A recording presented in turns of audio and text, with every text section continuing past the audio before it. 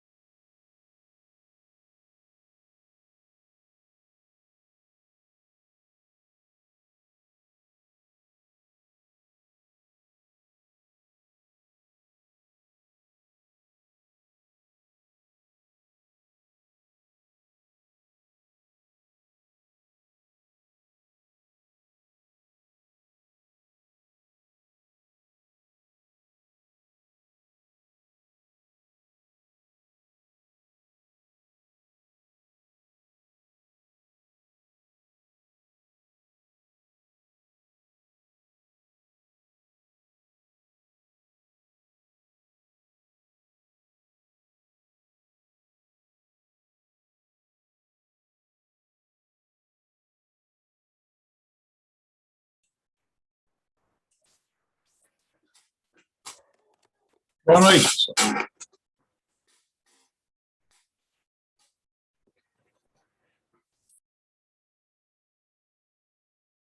Boa noite.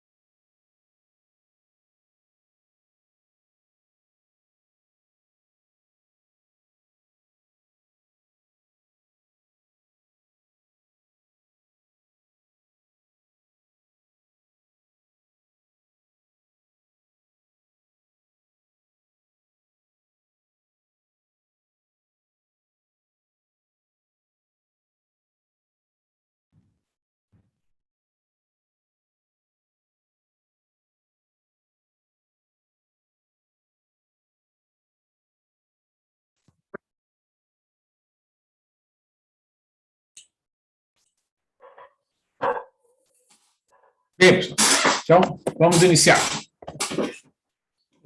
Bem-vindos, mais uma vez, boa noite.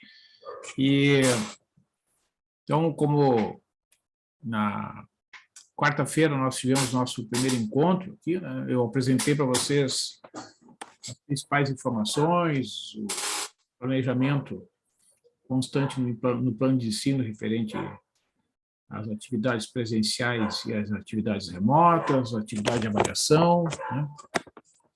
E já na aula de quarta-feira, eu apresentei para vocês um primeiro modelo bem simplificado, né, correspondente ao número de indivíduos infectados por uma doença num certo instante de tempo T. Então, eu vou complementar aquela apresentação que eu fiz na quarta-feira passada, né, com as...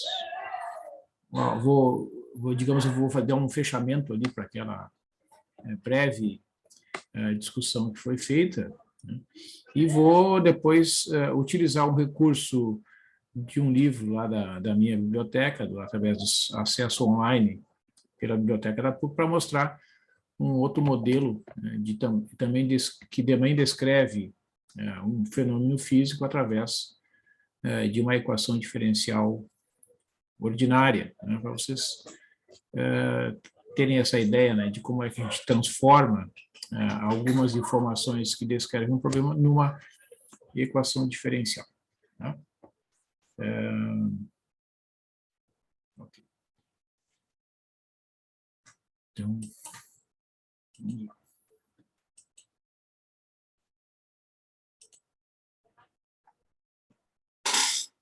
Então, aqui, né, pessoal, a gente trabalhou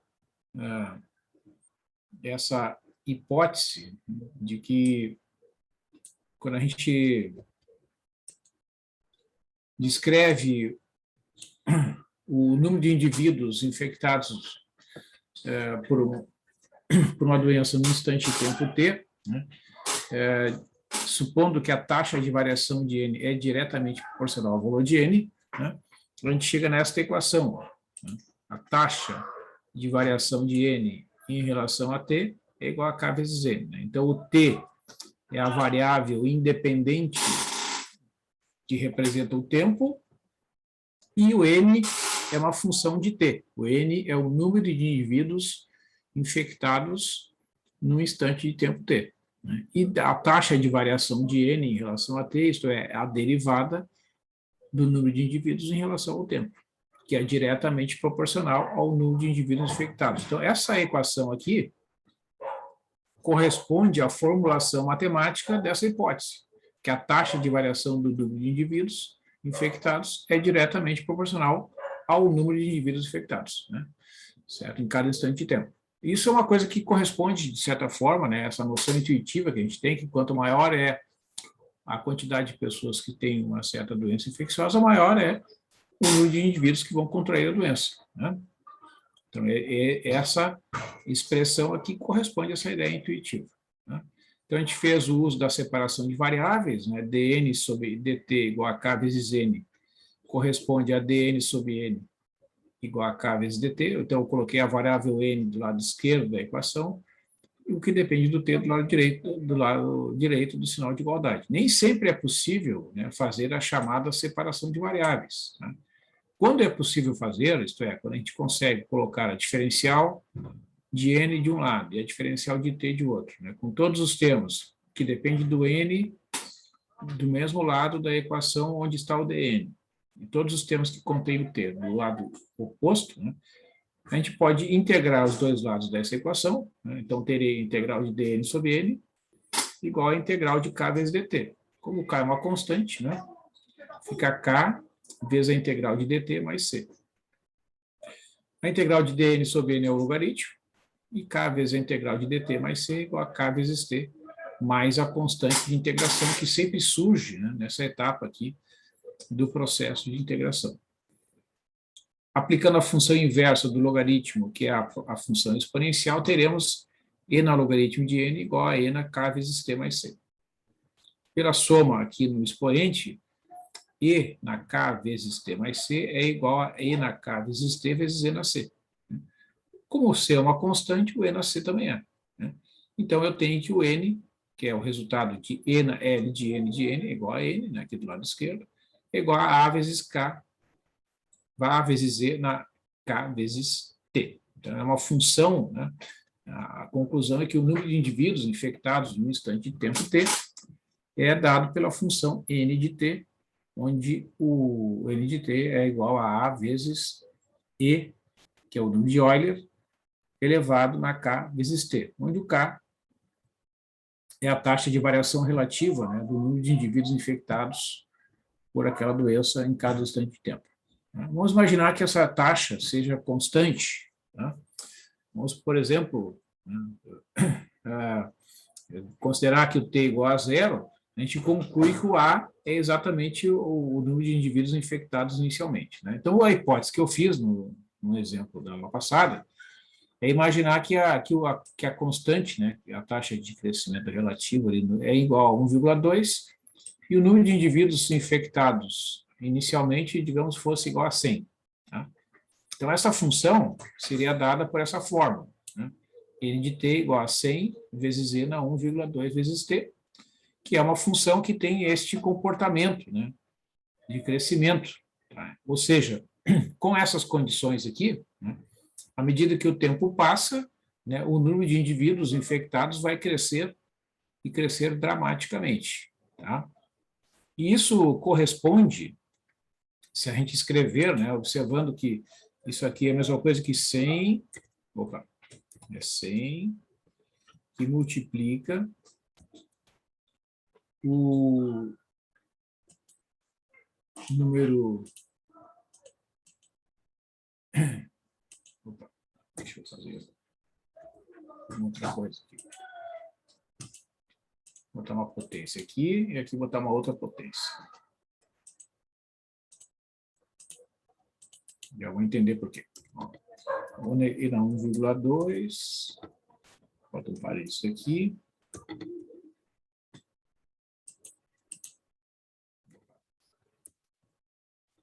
E aqui o T. Tá? Pelas propriedades da potenciação, né?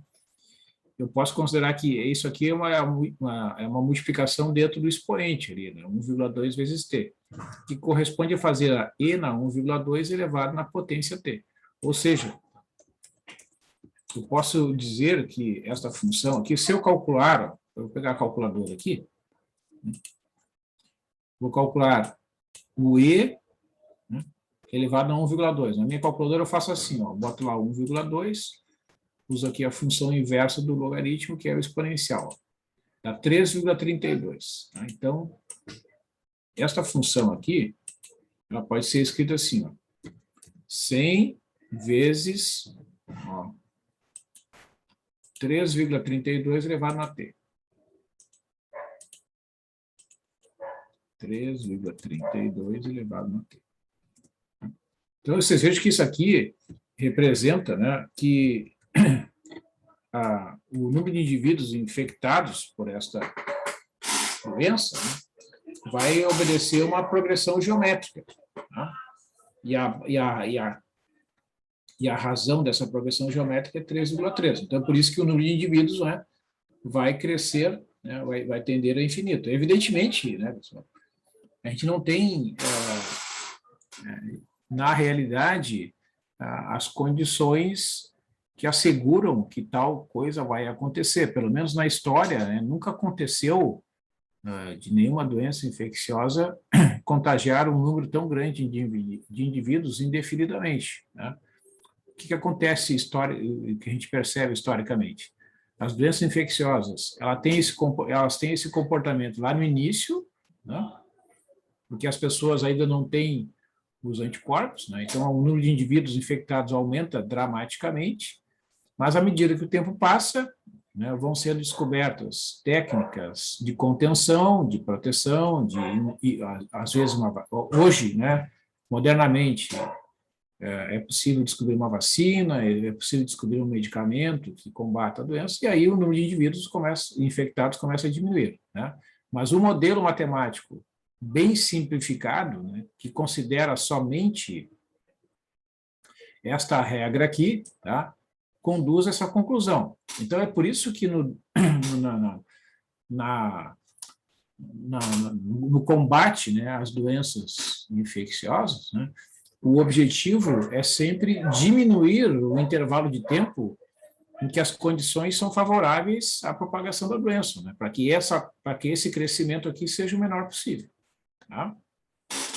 Agora, se o K for negativo, né, conforme a gente viu ali na aula anterior, que é uma possibilidade, né, eu terei essa expressão aqui, 100 multiplicado por e no menos 0,5t. Tá? Quando isso acontece, a tendência do número de indivíduos infectados é diminuir com a passagem do tempo. Tá? Por quê? Pelas mesmas razões, né? Se eu usar aqui as propriedades da exponencial, ó, eu posso escrever isso aqui como 100 vezes. Vou botar uma potência aqui e aqui uma outra potência.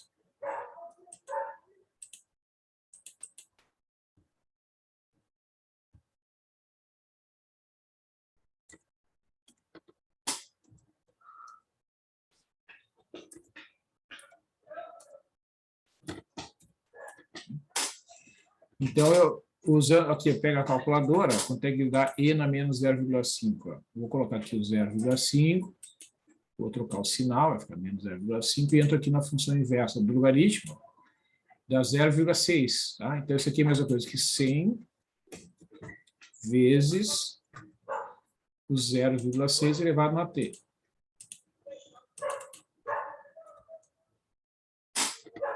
Então, como essa função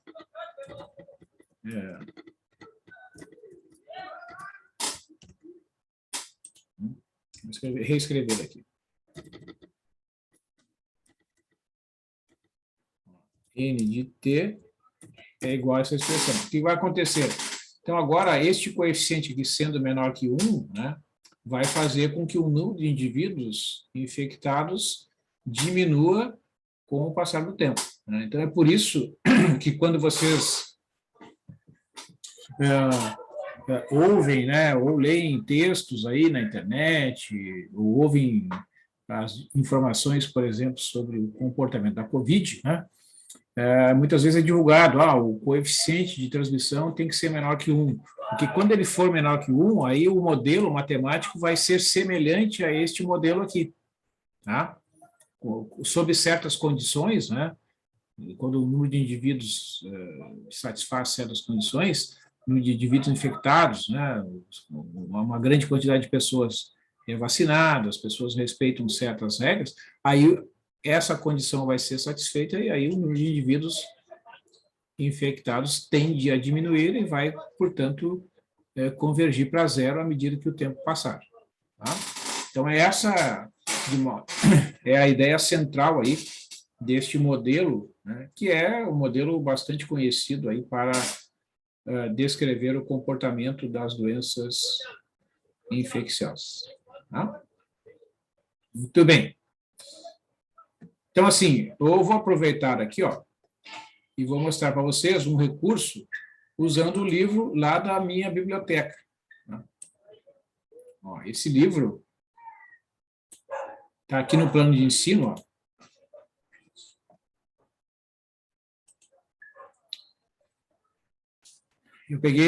Eu tenho 2 livros com acesso online, tá? Ali no plano de ensino. Este primeiro livro aqui do Borges de Prima, Equações Diferenciais Elementares para de valor de contorno. Esse aqui eu não consegui acesso hoje, aí eu fiz o acesso no livro que está lá na parte final das referências complementares, aqui, Equações Diferenciais, uma introdução a métodos modernos e suas aplicações. Então, quem quiser acompanhar aí, através do site da minha biblioteca, clica nesse link aqui, tá? Vai pedir a identificação lá pelo número de matrícula e a senha, aí vai aparecer o livro aqui, tá? Está aberto aqui já. Vou botar aqui na primeira página, vou mostrar aqui o sumário aqui do livro, para vocês verem, né, de modo resumido, o que consta aí.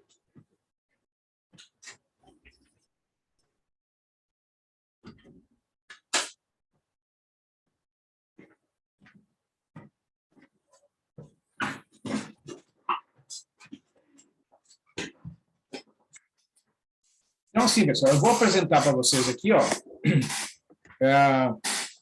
uma discussão que o autor apresenta, bem no início, sobre um modelo, então, de equações diferenciais que descreve um problema de um objeto em queda. Então, aqui nessa primeira parte, ele fala, né, que muitos dos princípios ou leis que regem o comportamento do mundo real são afirmações ou relações que envolvem taxas, segundo as quais as coisas acontecem, né? Como aqui no problema das doenças infecciosas que eu tratei com vocês na quarta-feira e concluí hoje, né?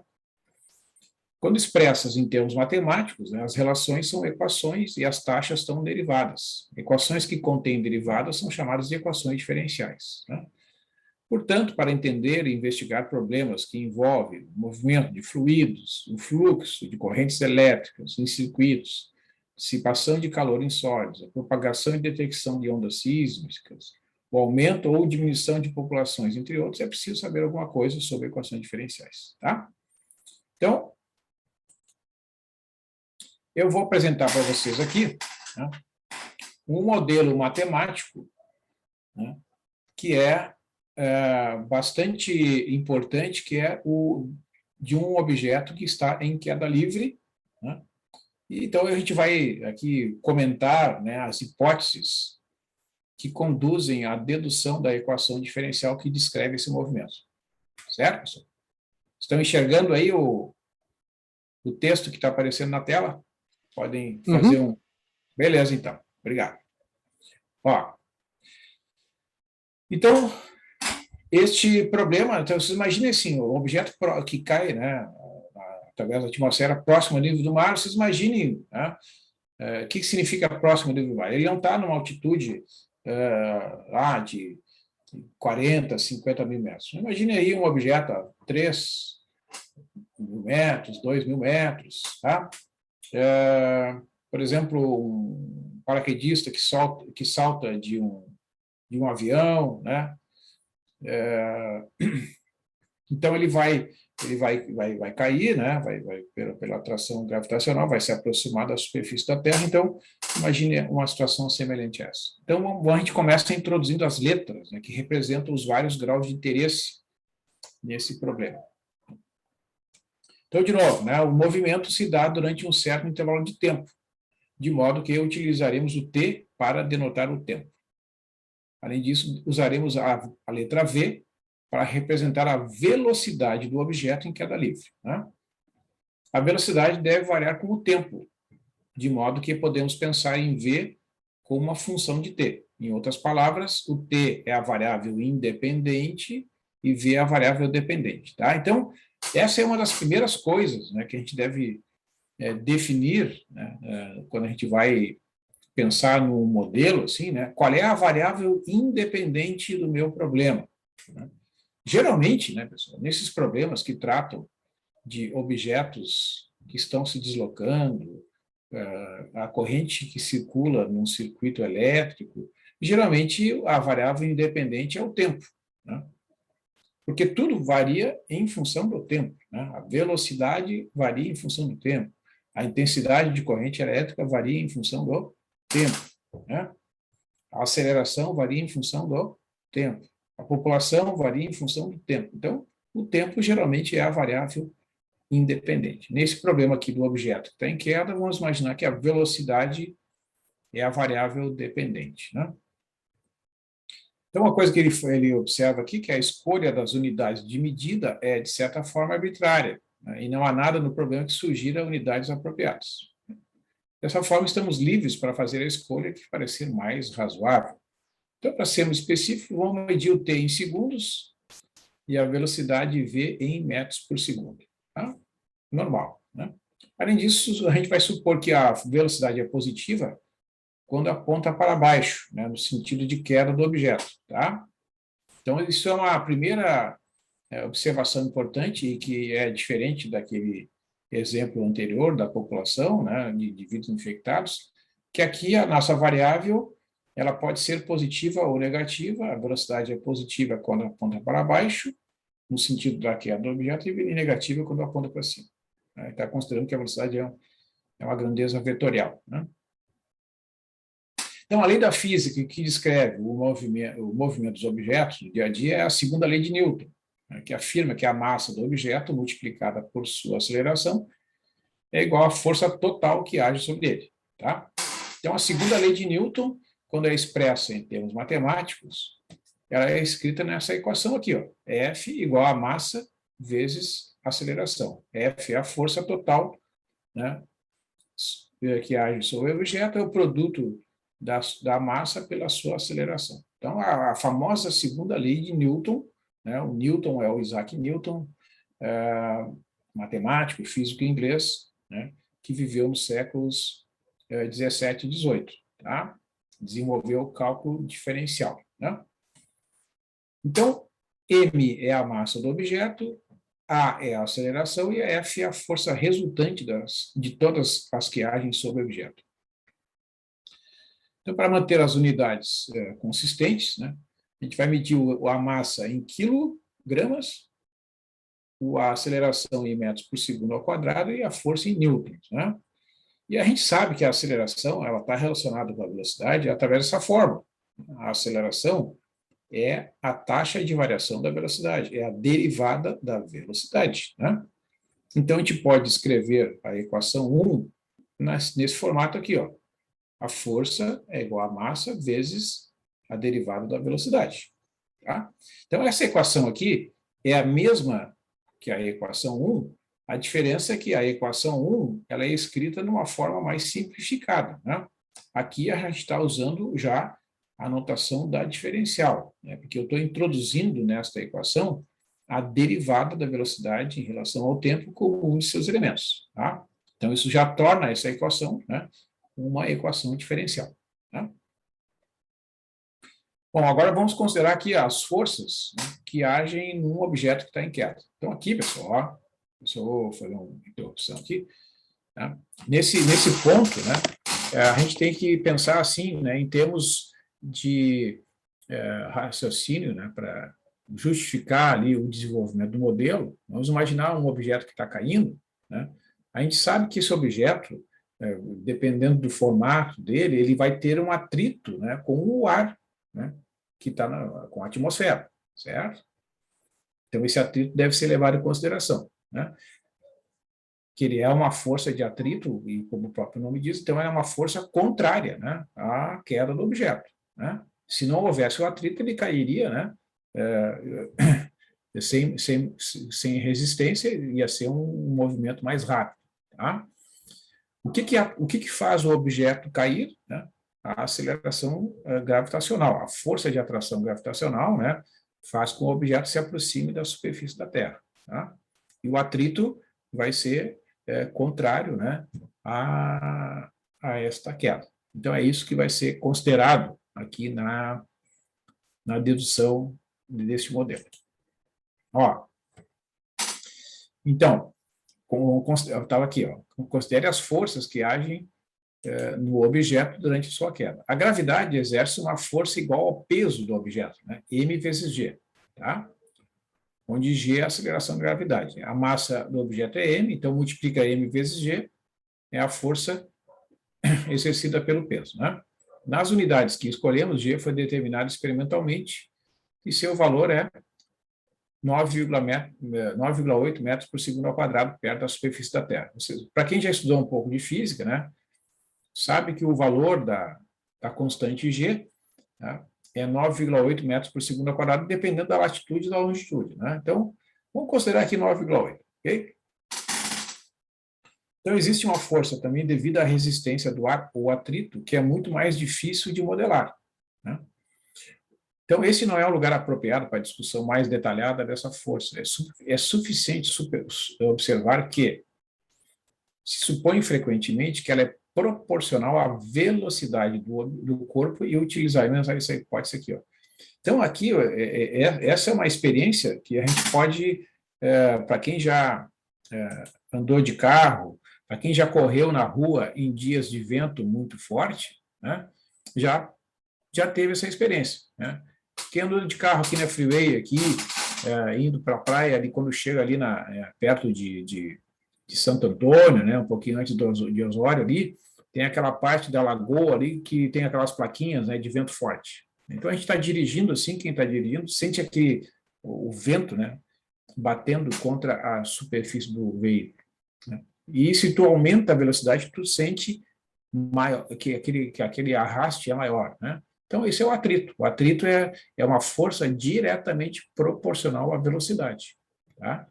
Então, essa é uma hipótese que geralmente é utilizada nos livros, né? Quando a gente corre na rua, né, tá correndo na rua ali, numa calçada, aí tu começa a ventar, né? Tu tem que fazer mais força, né, para vencer, se o vento vem no sentido contrário à tua corrida, né? Então, se tu aumentar a velocidade, tu vai sentir mais e mais o atrito ali do vento, né? Então, a força de atrito, geralmente, nos modelos matemáticos, se supõe que ela é diretamente proporcional à velocidade do objeto.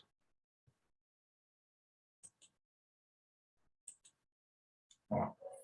Então, a força de resistência, né, tem intensidade γ vezes V, onde o γ é uma constante, chamada de coeficiente de atrito, tá? Então, ela vai multiplicar pela velocidade, porque ela é diretamente proporcional à velocidade, tá?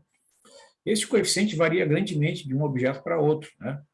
Objetos lisos e aerodinâmicos têm um coeficiente de atrito muito menor que os objetos rugosos e rombudos, tá? As unidades de γ são quilogramas por segundo, tá? Então, se isso parece estranho, lembre-se de que γ vezes V deve ter unidade de força, isto é, quilogramas metro por segundo ao quadrado, tá? Então, O coeficiente de atrito é gama quilogramas por segundo. Tá bom? Então, essa é uma hipótese, né, que vai ser considerada aqui. Ao escrever a expressão para a força, a gente deve lembrar que a gravidade age para baixo, né, no sentido positivo, enquanto a força de atrito age para cima, no sentido negativo. Tá? Ó, indica a figura 1.1 aqui. Ó. O atrito aponta para cima, gama vezes V, e a força gravitacional, m vezes G, aponta para baixo. Tá? Então, a força vai ser m vezes G menos gama vezes V, né? A parte positiva menos a parte negativa. Então, qual é a força? É m vezes dV dt igual a m vezes G menos gama vezes V. Então, esta aqui, ó, a equação 4,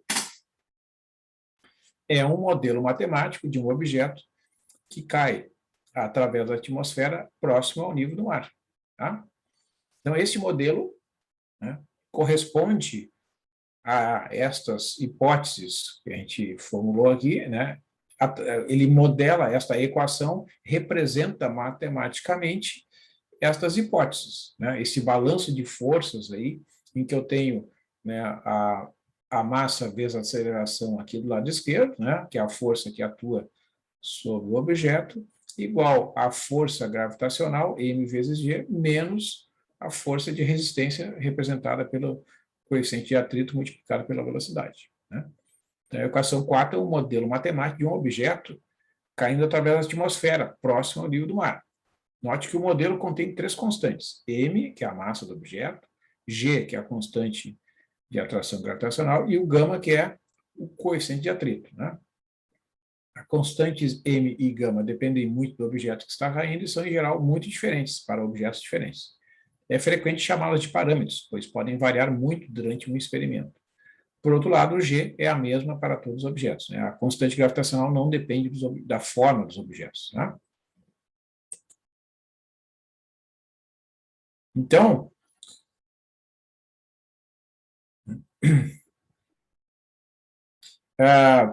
para resolver a equação 4, né, precisamos encontrar uma função v de t que satisfaça a equação. Tá?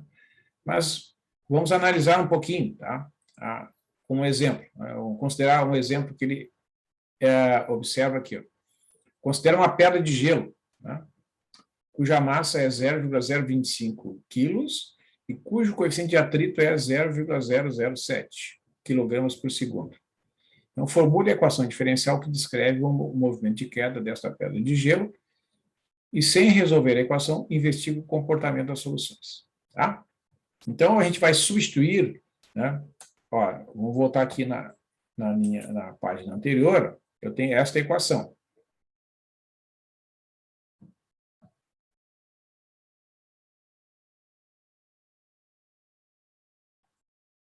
Ó, tem essa equação aqui. Deixa eu escrever aqui no meu template aqui.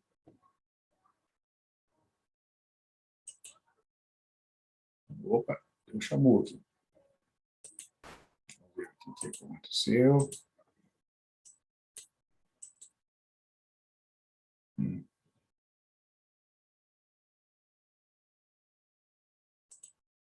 Que estranho.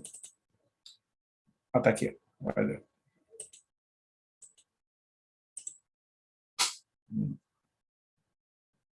Vamos aguardar um pouquinho. Só um segundinho aí. Às vezes acontecem essas coisas. Vamos tentar um outro arquivo aqui, então. Aqui está melhor. Tá. Vamos escrever aqui a equação, então.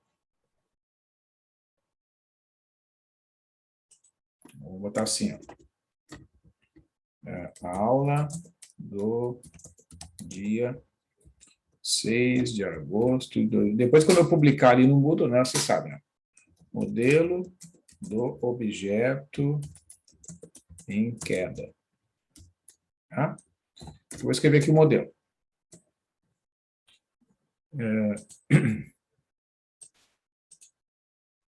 M vezes aqui, ó. Vou escrever a equação, tá? dv sobre dt,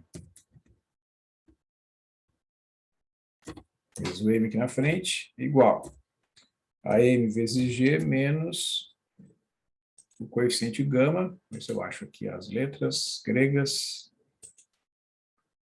Onde é que está o gama? Está aqui, no início do alfabeto, né? Gama vezes v, tá? Muito bem. Então, tem essa situação. Agora, vamos passar para outra página aqui. Vamos pegar os dados do problema que ele quer analisar.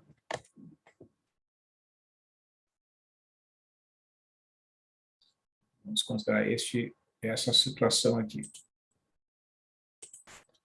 Então, vamos considerar exemplo 2, né? Dados. Então, vamos pegar a massa igual a 2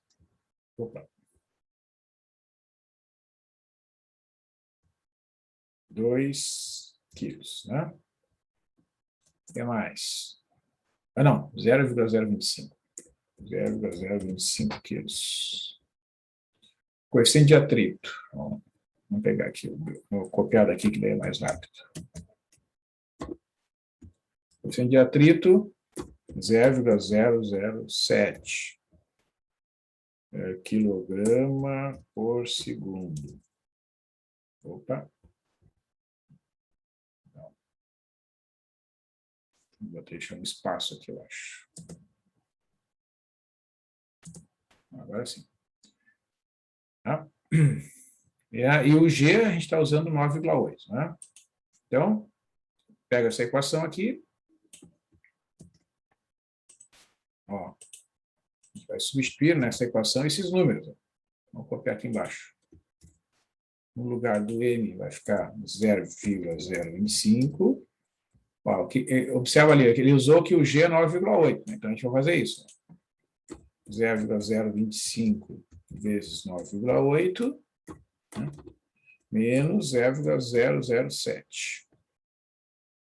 Tá? Vamos pegar a minha calculadora aqui. Vou calcular essa quantidade aqui, ó. 0,025 vezes 9,8. Então, isso aqui, vou copiar aqui na linha de baixo.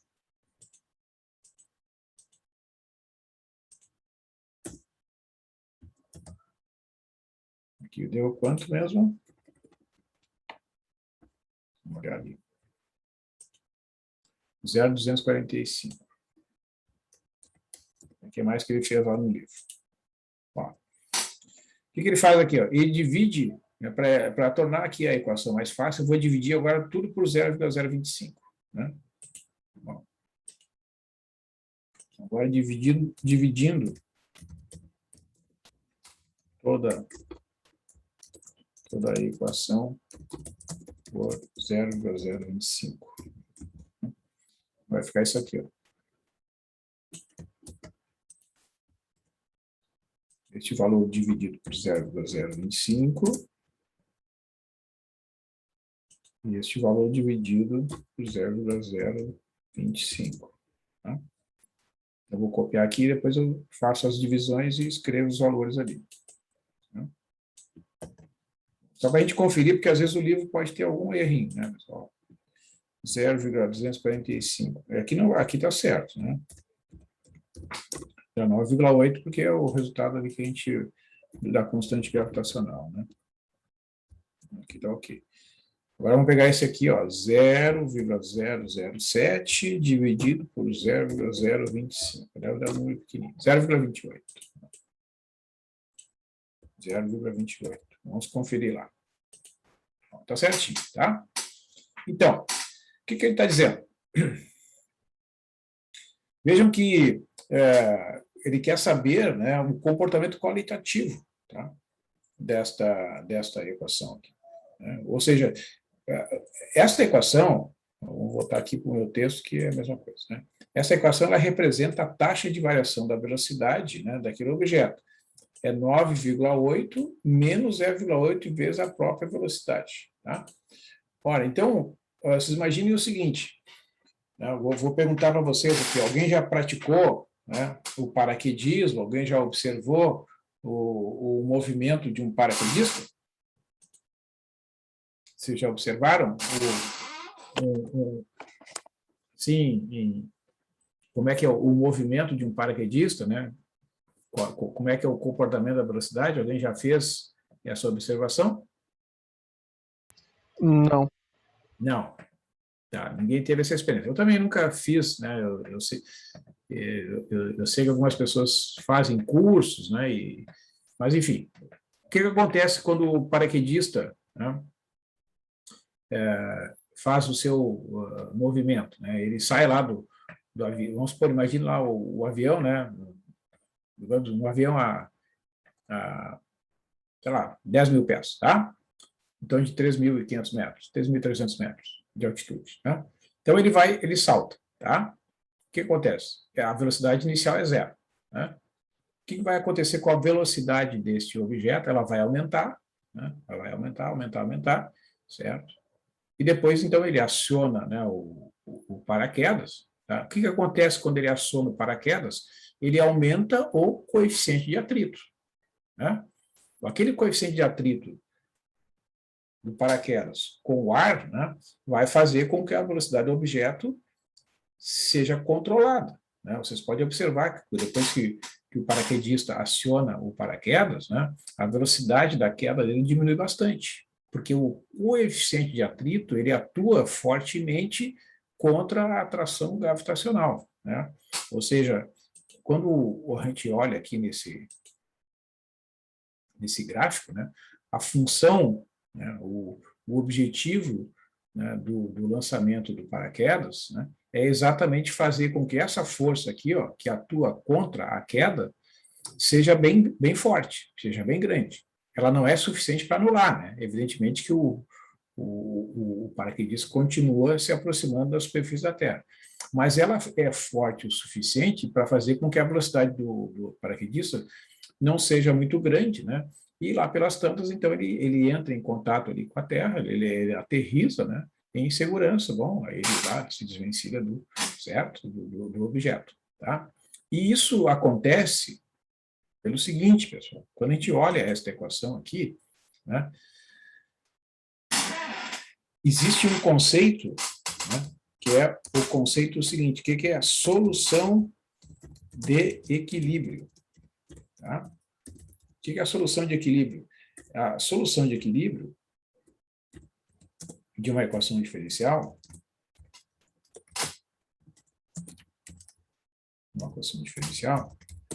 é aquela solução em que a taxa de variação da solução é igual a zero. Tá? Isso significa que a velocidade entrou em equilíbrio, ela não varia mais, ela não aumenta nem diminui, né? Porque lembra lá, o que é a derivada? A derivada de uma função é a taxa de variação daquela função, tá? Então, quando a derivada da velocidade do objeto que está em queda for igual a zero, né, é porque a velocidade vai se manter constante. Então, o objetivo, né, o objetivo do paraquedista, tá, é descobrir uma solução em que a derivada da velocidade é zero. Porque quando isso acontecer, né, a velocidade vai parar de aumentar. Tá? Então, esse é o objetivo, né, de acionar o paraquedas, é fazer com que a velocidade do conjunto, né, o paraquedista junto com o paraquedas, o objetivo é fazer com que a velocidade tenda a zero. Tá? Conceitualmente, né, a gente diz que a solução de equilíbrio de uma equação diferencial de primeira ordem é aquela solução em que a derivada primeira é igual a zero. Tá? Então, a velocidade nem aumenta, nem diminui. Tá? Vejam o que vai acontecer aqui, ó, o que vai acontecer neste caso. Neste caso,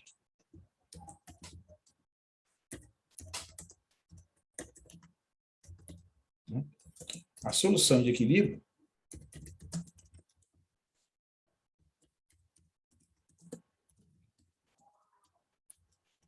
Ó, se eu igualar a zero essa expressão aqui, ó,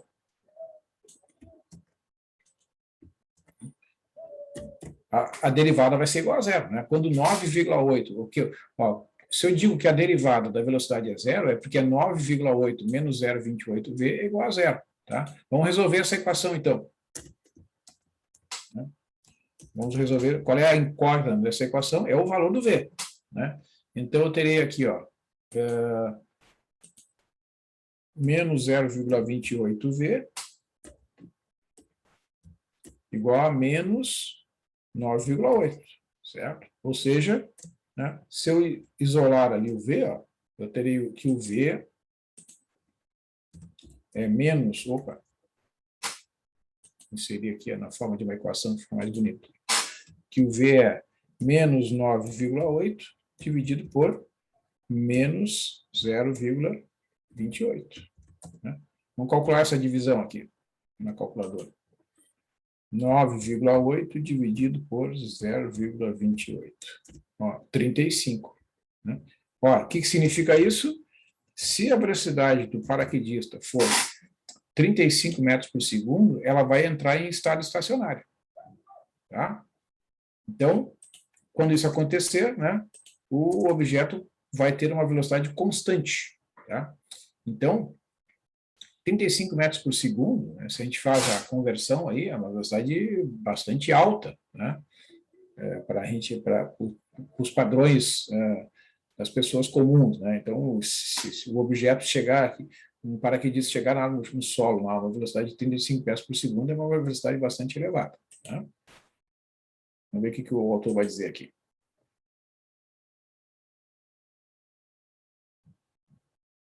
Então, o que vai acontecer? Né? 35 metros por segundo, esse gráfico aqui está mostrando, tá? É a velocidade em estado estacionário. Né?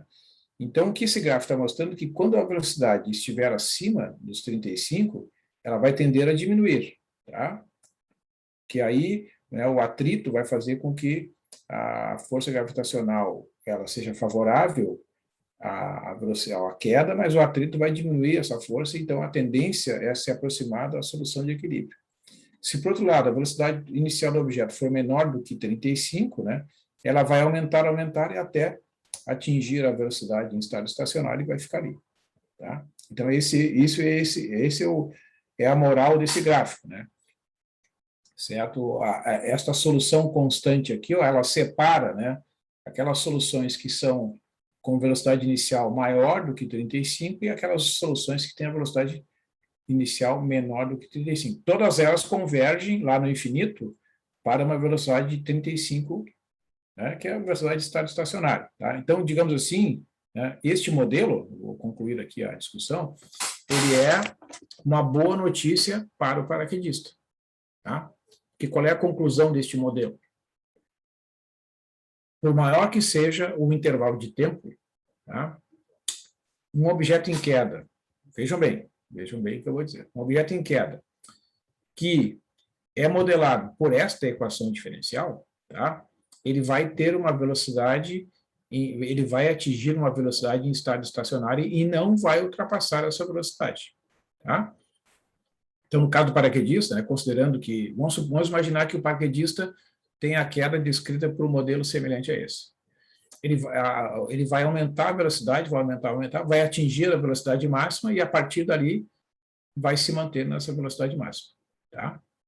Então, é por isso que, né, as pessoas podem, né, praticar o paraquedismo, né, e, evidentemente, que tem que estar preparado para suportar, né, as variações de pressão decorrentes das variações de altitude, né, e a força de atração gravitacional que atua sobre o corpo, mas, sob o aspecto da velocidade, este modelo informa, né, que mesmo que seja um intervalo de tempo muito grande que entre o salto, né, e a aterrissagem, tá, a velocidade não vai passar de um valor que vai atingir o estado estacionário. Tá? Quando atingir o estado estacionário, a velocidade vai parecer constante. Certo? Então, é uma excelente notícia, né, para os paraquedistas. É claro que a gente sempre tem que dar um desconto, né, de que esse modelo não é perfeito, né, sobre dois aspectos, tá? O coeficiente de atrito, ele não é o mesmo para todos os objetos, né? Porque o formato dos objetos interfere, né, na determinação do coeficiente de atrito. E também porque existem, eventualmente, né, outras forças atuando ali sobre o objeto em queda que, às vezes, o modelo não consegue capturar. Tá? Mas é uma boa notícia, né, os resultados desse modelo.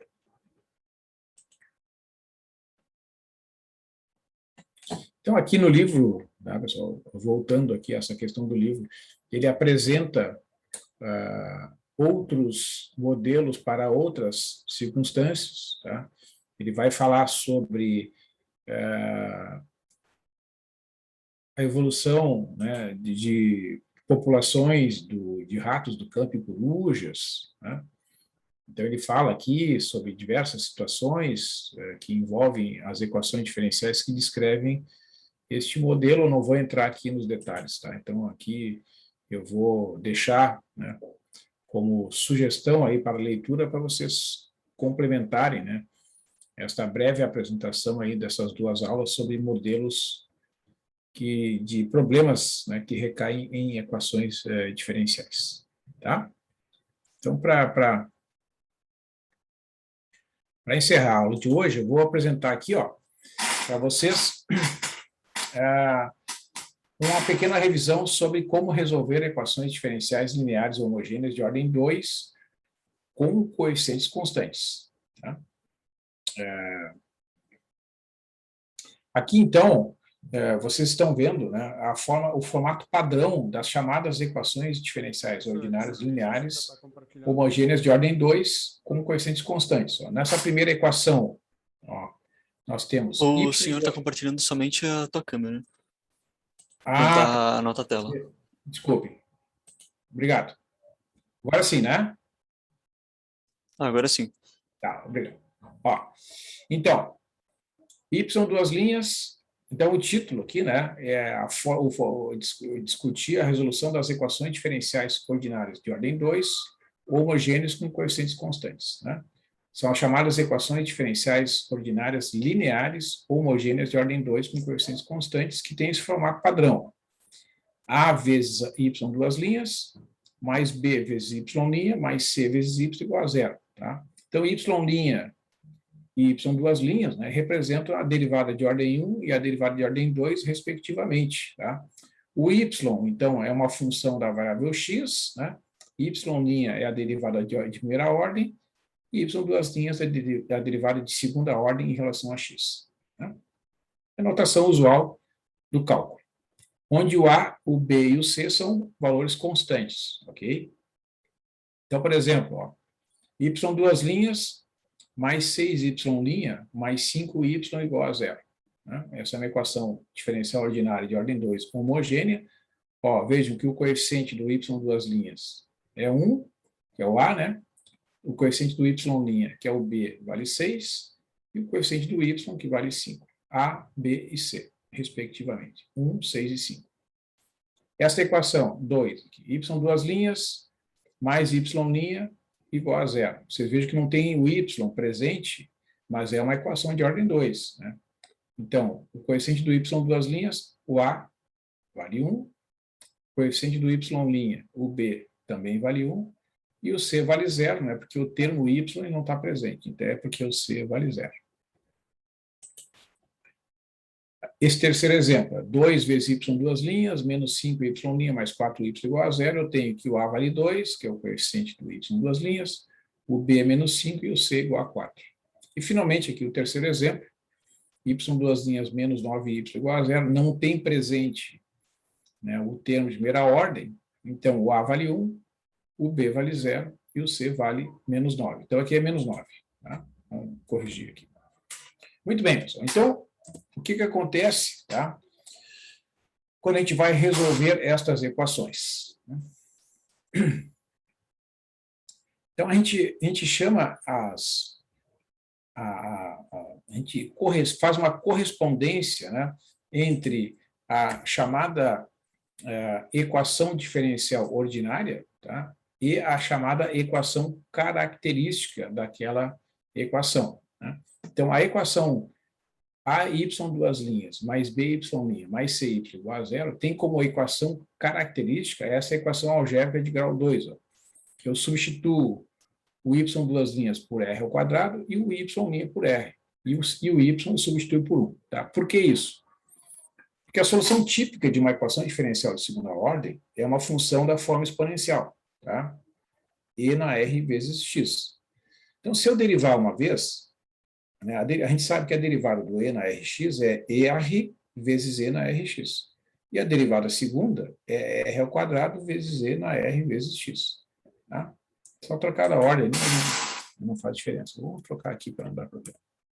Então, se a gente substitui na equação diferencial o y duas linhas por R ao quadrado E na Rx, o y' por R E na Rx e o y por E na Rx, vai ficar A vezes R ao quadrado E na R vezes x, vou trocar aqui, R vezes x, mais B vezes R vezes E na Rx, mais C vezes E na Rx igual a zero. Tá? Vocês vejam que o E na Rx é um fator comum aqui.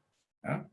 Então, fatorando E na Rx, resulta AR ao quadrado mais BR mais C igual a zero.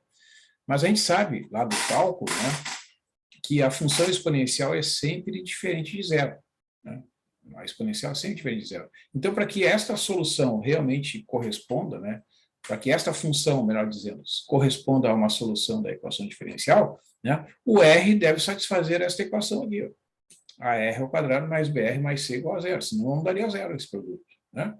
Então, os valores de R que vão tornar esta função realmente uma solução da equação diferencial AY duas linhas mais BY' mais CY igual a zero são as raízes dessa equação característica. Né? E quando a gente resolve uma equação de segundo grau, vocês aprenderam aí, né, que existe uma fórmula, né, para resolver, para calcular as raízes de uma equação de segundo grau. Né? AR ao quadrado mais BR mais C igual a zero. Né? O R vai ser menos B, mais ou menos, raiz de B ao quadrado, menos 4AC dividido por 2A. Então, de acordo com as raízes da equação característica, né, é possível eu determinar completamente a solução geral, né, da equação diferencial na forma de uma exponencial. Tá? Então, eu vou apresentar para vocês aqui os 3 casos, né, com o tempo que resta aqui para ilustrar como resolver uma equação diferencial de ordem 2 de modo geral. Tá? O objetivo qual é aqui, pessoal? É obter 2 soluções linearmente independentes, tá? Para uma equação de segunda ordem, uma equação desta forma aí, com coeficientes constantes, linear e homogêneo. Tá? Então, vamos supor, né, que ao resolver esta equação característica aqui, ó, AR ao quadrado mais BR mais C igual a zero, né, as raízes sejam raízes reais e diferentes. Né? Vamos chamar aqui de R1 e R2 as raízes, tá bom? Quando as raízes forem R1 e R2 diferentes, a solução geral da equação diferencial será uma constante C1 vezes a exponencial multiplicada por E na R1x, mais uma constante C2 multiplicada por E na R2 vezes x. Essas C1 e C2 são constantes arbitrárias e essas funções são 2 soluções fundamentais da equação e são linearmente independentes. Né? Se eu tiver 2 raízes reais iguais, né, que pode acontecer, né? Às vezes a equação de segundo grau tem 2 raízes reais iguais. A solução geral da equação diferencial será uma exponencial E na R1x multiplicada por uma constante C1, mais a exponencial E na R1x multiplicada por x vezes uma constante C2, onde C1 e C2 são constantes arbitrárias. Né? Neste caso, as funções E na R1x e x E na R1x são 2 soluções fundamentais da equação e são linearmente independentes. Né? E o terceiro caso, quando as raízes forem raízes complexas, tá? Eu vou ilustrar aqui em seguida, da forma alfa mais i beta e alfa menos i beta, onde o beta é positivo, a solução geral será C1 e na alfa x cosseno de beta x, né? Essa aqui é a primeira solução independente, mais C2 e na alfa x seno de beta x. Tá? C1 e C2 são constantes arbitrárias. Tá? Deixa eu ilustrar para vocês aqui. Ó. Vou mostrar aqui alguns exemplos de cálculo da solução geral. Tá? Ó. Vamos lá. Vamos deixar assim. Vamos deixar aqui. Agora, quero calcular aqui, primeiramente, né, a solução geral desta equação aqui. Ó. Tá? Y, duas linhas, mais 5y' mais 6y igual a zero. Tá? Então, como é que a gente faz para obter a solução geral desta equação? Vamos escrever a equação característica. Tá? Ó, é como se eu estivesse fazendo a seguinte substituição aqui, pessoal, para deixar bem claro. O y duas linhas é substituído por r ao quadrado, o y' é substituído por r e o y é substituído por 1. Então, r ao quadrado mais 5r mais 6r mais 6 igual a zero. Né? Então, vamos calcular as raízes. Vamos calcular aqui, para não vamos apresentar o desenvolvimento aqui.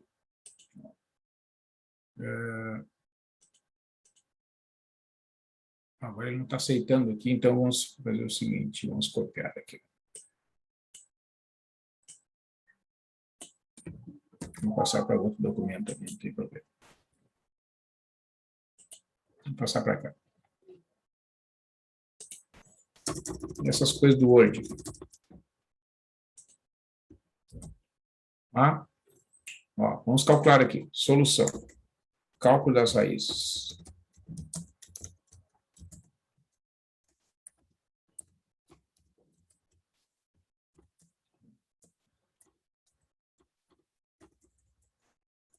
Aqui, né, pessoal? Lembrando que quando eu tenho as raízes, né, quando eu tenho uma equação de segundo grau, eu resolvo pela fórmula. Né? Vai ficar menos, vamos botar aqui o símbolo da divisão, ó, né? É menos B, né? Então é menos 5. Né? Aí boto lá o sinal de mais ou menos. Vou botar aqui. A raiz quadrada, né, de B ao quadrado, aqui dentro da raiz quadrada, então vai ficar 5 ao quadrado, menos 4 vezes A vezes C. Né? Ó, vamos conferir aqui. Ó.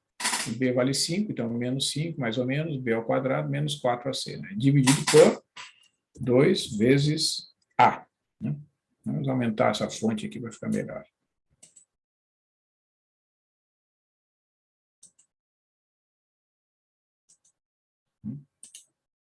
Mesmo? Então, quanto é que vai dar isso aqui? Menos 5. Né? Vamos simplificar aqui o processo. Tá? Ó, 5 ao quadrado é 25. 4 vezes 6 é 24. 25 menos 24 aqui dentro da raiz vai dar 1. A raiz quadrada de 1 é 1. Tá? Dividido por 2.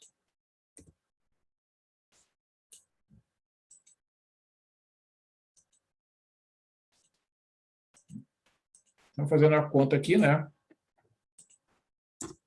É só verificar aqui facilmente. Ó, uma das raízes é menos 5, né, digamos, R1, né, menos 5 mais 1 dividido por 2. Né? Menos 4 dividido por 2, menos 2. Tá? E o R2, né, aí tu vai só trocar ali o de mais para menos. Tá? Então, aqui, ó, o R2 será, fazendo aqui, menos 5, menos 1, né? Dá menos 6 dividido por 2, que é menos 3, tá? Então, nesse caso aqui, o que a gente tem? Tem duas raízes diferentes. Tá? Duas raízes diferentes, né? Uma é menos 2, outra é menos 3. Então, quando acontece isso, né, raízes reais diferentes, a solução geral é dada por aquela fórmula que está apresentada ali. Né? Ó, tu vai ter uma combinação, né, de exponenciais. Ó. Tá? Uma raiz é menos 2, então e na menos 2x e na menos 3x. Essas são as soluções fundamentais do problema. Aí tu faz uma combinação, né, essa é a chamada solução geral da equação. Ó. Uma constante C1 multiplicada por e na menos 2x, mais uma constante C2 multiplicada por e na menos 3x, onde C1 e C2 são constantes arbitrárias. Tá? Daí vem o nome, ó, solução geral. Né? Isso quer dizer, todas as soluções possíveis e imagináveis desta equação diferencial aqui, ó, tá? São dadas por essa fórmula. Tá? Não existe nenhuma solução desta equação que não seja uma combinação dessas duas funções aqui. Tá? Por exemplo, e na x é a solução? Não, não é. E na 5x vai ser a solução? Não, não é. Somente combinações do e na menos 2x e do e na menos 3x dadas por essa fórmula, né? As combinações lineares dessas duas funções é que vão ser soluções dessa equação. Ok, pessoal? Tranquilo? Alguma pergunta? Nenhuma. Tá, beleza. Vamos olhar o segundo exemplo aqui. Ó, nós temos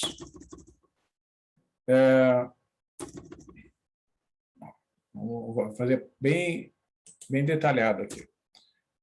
Y duas linhas, mais 4y linha, mais 4y igual a zero. Tá? Então, eu vou passar lá, porque lá eu posso manejar o equation, por algum motivo eu não estou conseguindo fazer aqui. Os cálculos intermediários aqui.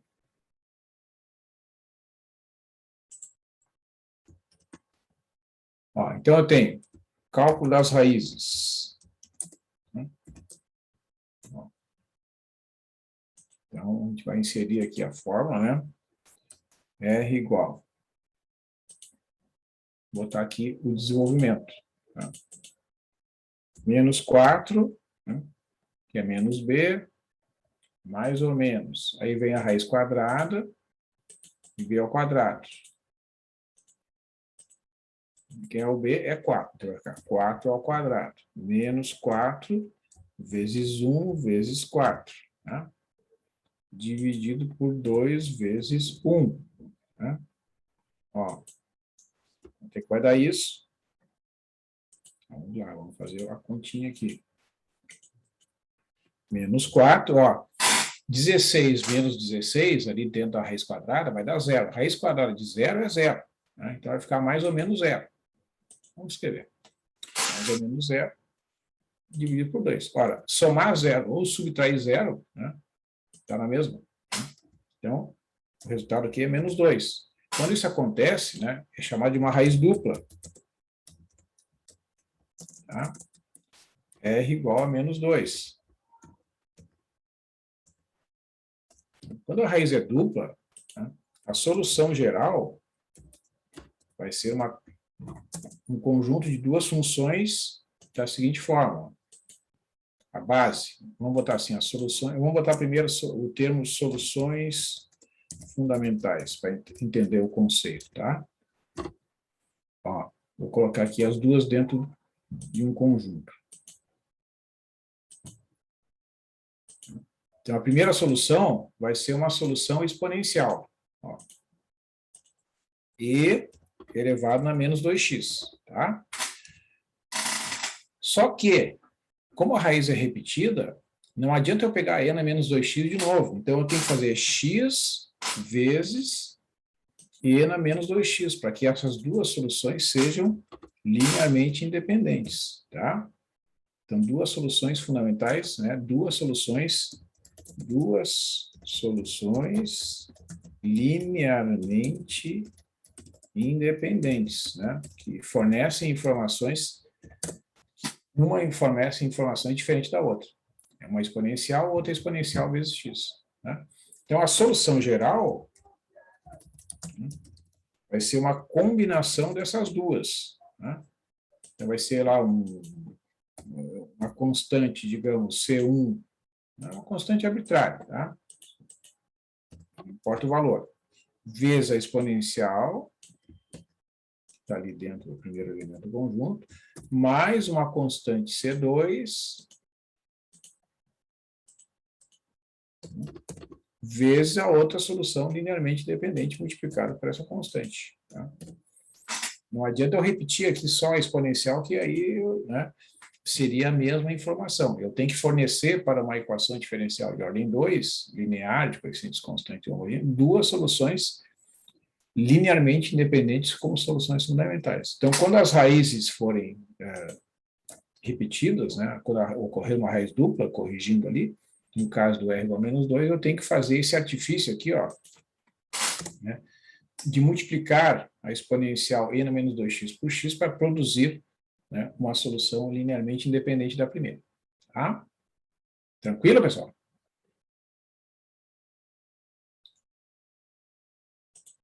Muito bem. Então, aqui no outro exemplo, tá? Vamos pegar esse último caso aqui, para a gente encerrar.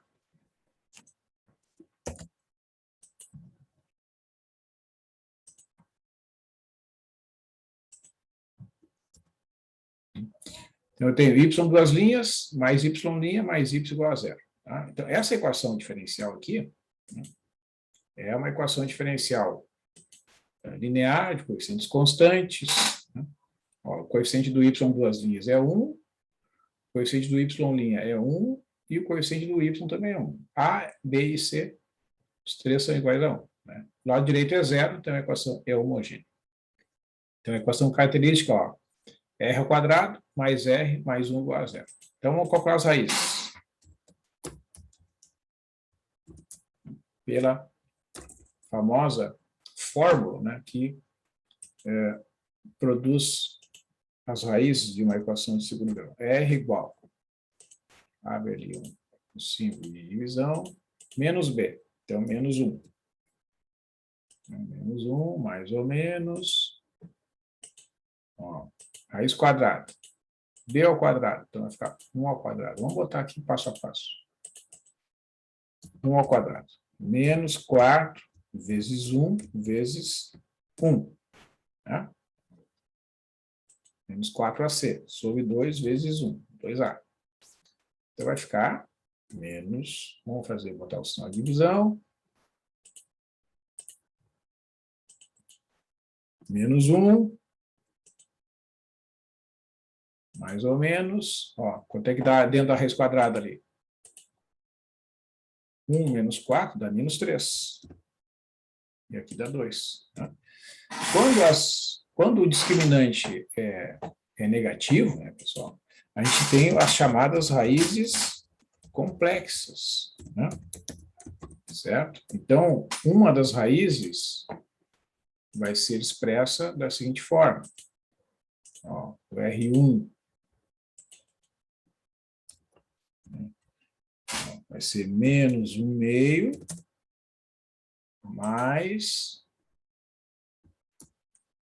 a I vezes a raiz quadrada de 3 dividido por 2. Né? O que é o I?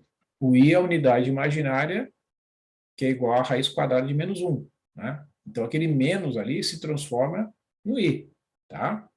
E a raiz R2, né, é simplesmente o R1 com sinal trocado aqui na parte imaginária. Tá?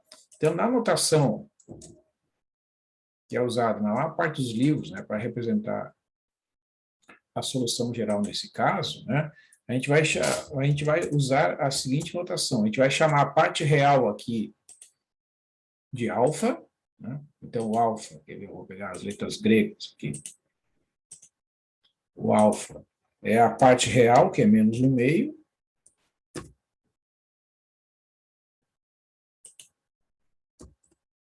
Menos 1/2, tá? E o beta, que é sempre a parte imaginária com sinal positivo. Então, o beta vai ser igual a raiz quadrada de 3 dividido por 2. Então, vocês lembram que eu tenho que apresentar duas soluções, né, linearmente independentes. Tá? Então, com esses coeficientes aqui, né, as soluções fundamentais que formam a base, ou seja, as duas soluções linearmente independentes, vão ser uma combinação de exponencial com funções trigonométricas. Tá?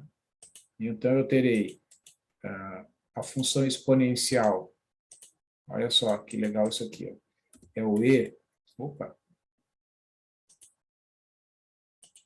é o e elevado a menos 1 sobre 2 vezes x, né? Na verdade, a gente pode botar menos x sobre 2, mas vamos deixar assim, vezes o seno, né, do beta vezes x, vou copiar aqui.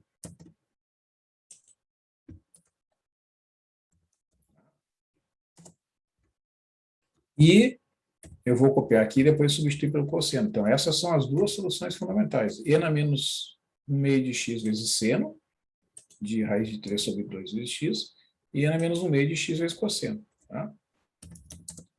Então, esse é o caso sempre que tu tiver raízes complexas. Tá? Tu vai ter uma combinação entre a função exponencial e as funções trigonométricas, seno e cosseno. Tá? Vai ter duas funções aqui na base. Ó, né? Então, a solução geral da equação vai ser uma combinação linear dessas duas funções. Ó. Tu vai ter o y igual a uma constante, digamos, C1, né, vezes essa função aqui, que aparece em primeiro lugar. Aqui eu vou escrever de uma maneira um pouco mais simples, vou botar esse x aqui no numerador, para tornar mais fácil a interpretação, mais uma constante C2, digamos, a um qualquer, né? Agora eu vou copiar daqui e depois ajeito ali. Então, veja só que coisa extraordinária, né? Essa teoria, porque permite resolver qualquer equação linear de coeficientes constantes através, né, da simples resolução de uma equação de segundo grau. Tá? Então, com isso, né, a gente completa os três casos, se as raízes são reais iguais, são reais diferentes, e se forem raízes imaginárias, né, na obtenção da solução geral, né, conforme consta aqui nesse documento. Tá? E aí, então, na próxima aula eu vou apresentar alguns problemas de valores iniciais em que a gente pode definir, né, essas constantes a partir das condições iniciais. Tá? Então, assim, pessoal, o que eu quis, né, para fazer um fechamento aqui dessas duas primeiras aulas? Tá? Eu apresentei para vocês inicialmente o plano de ensino e, né, as diversas atividades que vão ser desenvolvidas, né?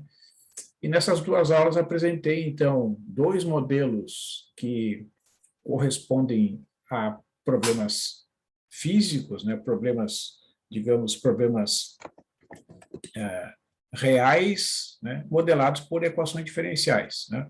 O primeiro problema é um problema que descreve o número de indivíduos infectados em função do tempo, né, de acordo com aquela hipótese de que o número de indivíduos infectados tem a taxa de variação diretamente proporcional ao número de indivíduos. Nós escrevemos a equação diferencial e observamos algumas características, né, das propriedades da solução, conforme as hipóteses descritas lá na discussão, e depois o modelo do objeto em queda, né, partindo ali do livro do Boyce de Prima, com acesso online através do site da biblioteca. Né. Nessa discussão posterior, né, o que eu apresentei para vocês é que, quando a gente repassa, né, então, as equações de primeira ordem para as equações de segunda ordem, né, a gente tem que procurar sempre, no conjunto de soluções fundamentais, duas soluções linearmente independentes para o conjunto que representa a solução geral. Né.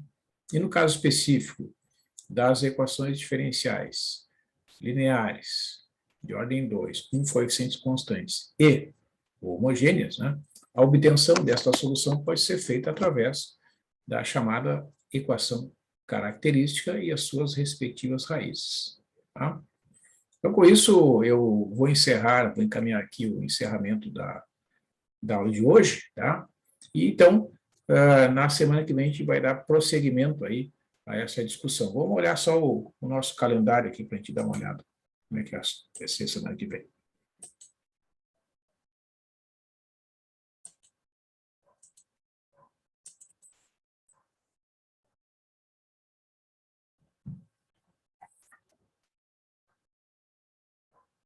Ó, pessoal, então, hoje é dia 6, tá? Eu apresentei para vocês essa ideia aqui de funções linearmente independentes, né? Na semana que vem, ó, nos dias 11 e 13, né, estão previstas aulas presenciais, certo? Então, o que vai acontecer? Eu vou esperar que vocês se manifestem, né? Eu não olhei hoje ali, mas está aberto lá no Moodle, né? Está disponível lá um formulário de inscrição, tá certo? Vocês olharam lá, não? Vamos dar uma olhada. Vamos olhar ali. Ainda não, senhor. Não está disponível? Não, eu ainda não olhei. Tá, mas não, tudo bem, eu entendi. É que eu fiz várias perguntas, né? Mas só vou testar ali se está disponível o formulário. Só. Porque às vezes a gente, né? É importante testar, só a gente dar uma olhada. Não, eu entendo, vocês estão, né, iniciando o semestre, tem bastante coisa, então, né? Então, aqui, ó, inscrição da aula presencial, certo? Então, tá aberto ali o formulário, tá bom? Então, vocês podem pensar aí, né? Nos próximos dias, tá bom? Então, vocês pensem sobre isso, tá? Vocês pensem, quer ver? Tá aqui esse aqui é o ambiente do Moodle, ó, né? Então, vocês estão vendo aqui que está aparecendo a inscrição para a aula presencial, né? Então, vocês pensem, certo? Por que eu faço esse comentário? Porque daí até terça-feira, né, dependendo do número de inscritos, vai ser definido se vai haver aula presencial ou não. Se tiver um número muito pequeno de inscritos, não haverá aula presencial. Eu vou mandar um aviso para vocês pelo Moodle, né? Ó, não haverá aula presencial ou haverá aula presencial, tá?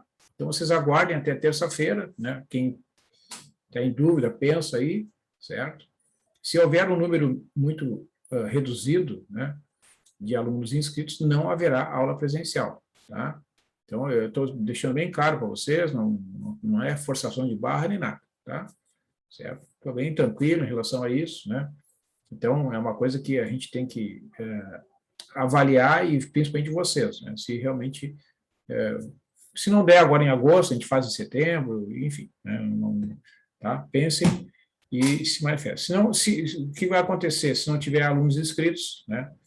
Para a aula presencial da quarta-feira, aqui dia 11? Bom, a gente tem aula aqui no Zoom, né? Sem nenhum problema, tá? Não tem nenhum prejuízo. Oi. Eu só cliquei lá e meio que botou que sua resposta já foi enviada, só que eu não botei nenhuma opção nem nada. Então é só clicar no link que eu já estou inscrito para as aulas presenciais ou outra coisa? Sabe o que, Diabo, que eu entendi isso, porque assim, ó, como esse formulário é um formulário do Office, né? Quando o aluno clica ali, como eu pedi o nome e a matrícula, ele identifica, né, que tu também está cadastrado por ser aluno da PUC, aí ele já preenche os dados e conta como um inscrito, entendeu? É bem prático. Eu fiz dessa forma para facilitar, né, para minimizar o esforço aí, o tempo de vocês. Claro, se vocês, né, mudar de ideia, me informe e tal, mas, enfim, né, aí dá tempo de vocês, tá? Mas é bem simples, realmente. Porque é um recurso ali do Office, então eu fiz para facilitar a vida de todos. Ok? Muito bem, pessoal. Então, eu agradeço a atenção de vocês, né? A gente vai iniciar, assim, com calma, né? Vamos indo para retomar com segurança as atividades aí, tá? Bom final de semana para vocês, a gente vai se comunicando pelo Moodle. Beleza, Tchau, tchau. senhor. Bom final de Certo, semana. senhor, tudo de bom. Falou!